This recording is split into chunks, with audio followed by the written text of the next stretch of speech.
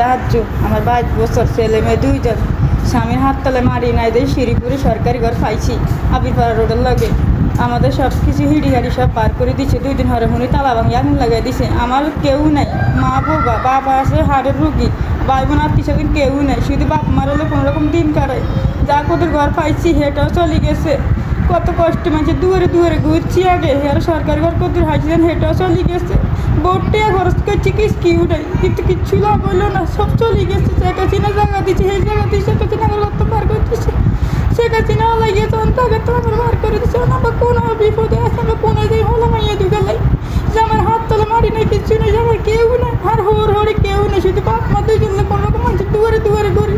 যা কত ঘর হয়েছে এটাও চলে গেছে। হার তো দাম নাই, আমার কিছু সহবিতা করে আমার কিছু যদি অন্য হারের অন্য আমার ঘরে একটা ব্যবস্থা করে আল্লাহর কাছেও হইবে।